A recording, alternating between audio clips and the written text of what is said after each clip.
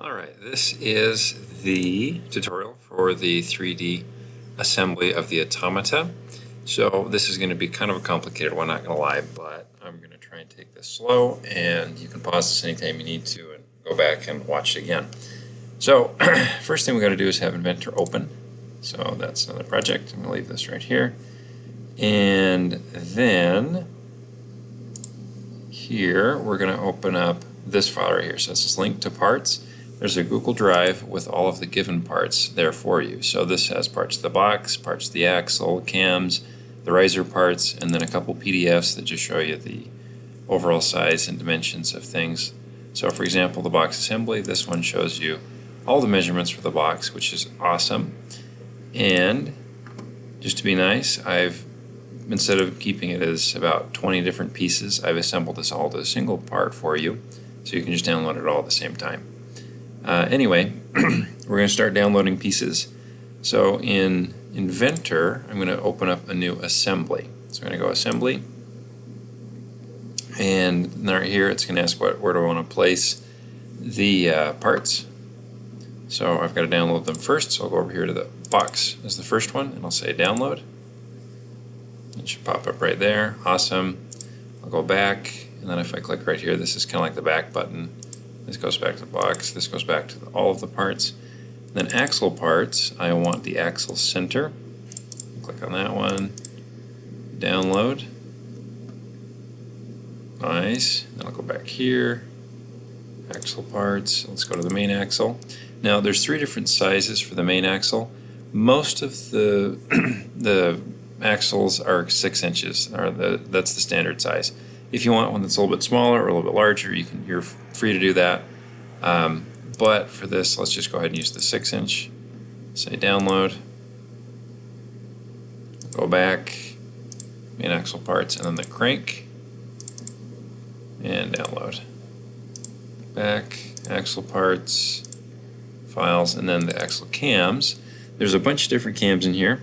There's a drawing as well that will show you all the different cams.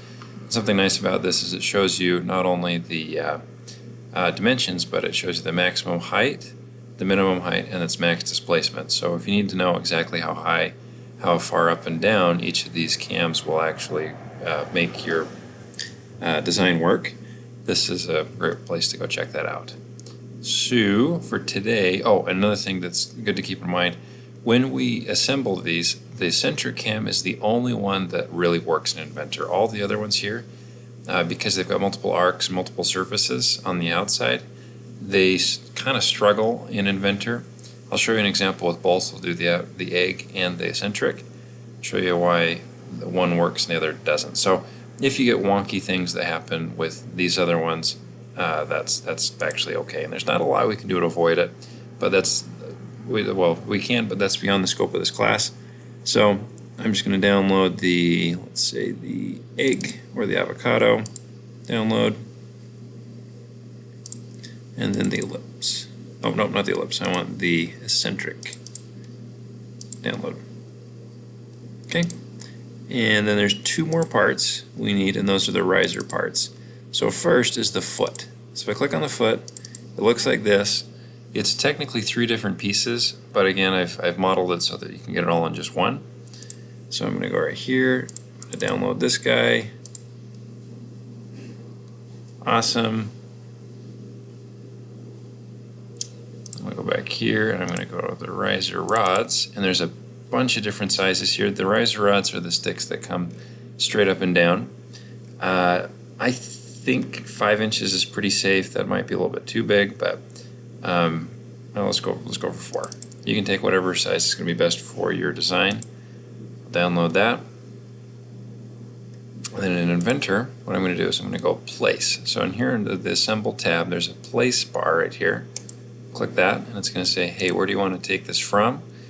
And it's probably going to be in your downloads. So I'm going to click Downloads and Open. Oh, wrong one. Place. And I want, let's see here, so I've got my rod, the foot, the cams, the crank, axle center, and then the box. So if I click on the top and then I hold Shift, like that, I can open up all these at the same time and say Open. Boom. Cool. So those are all the parts.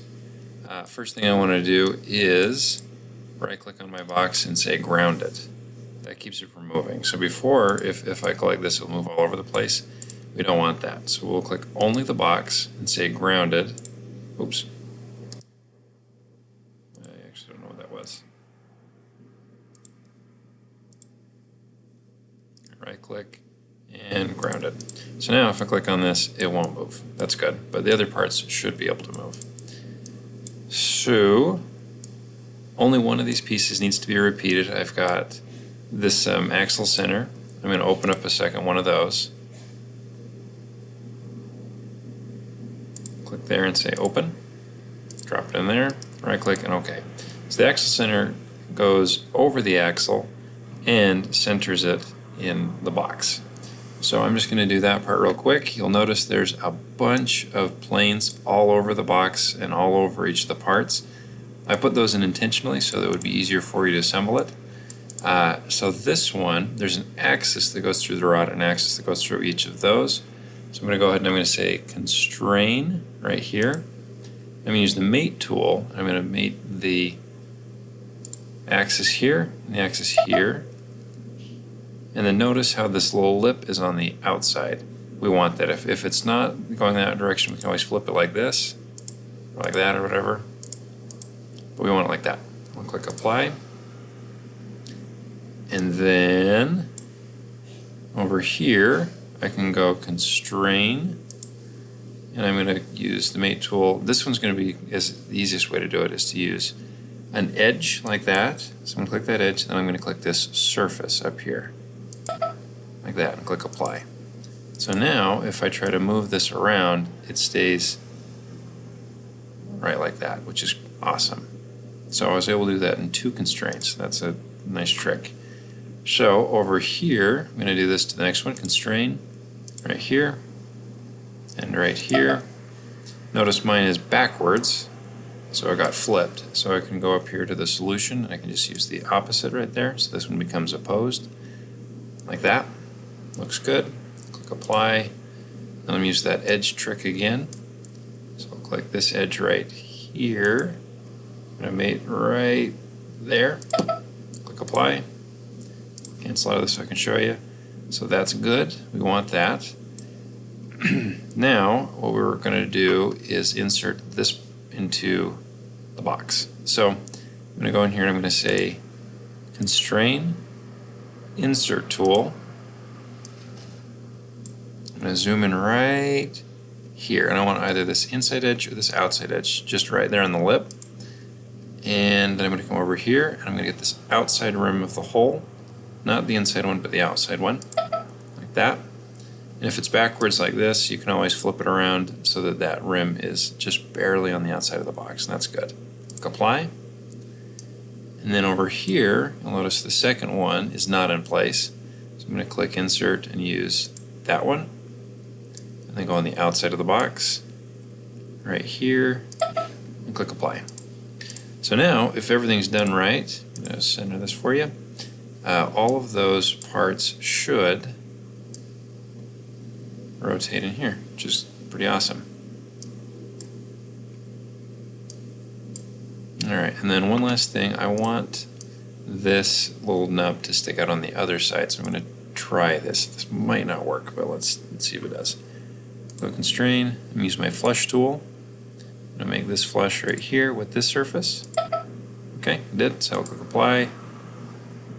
Awesome.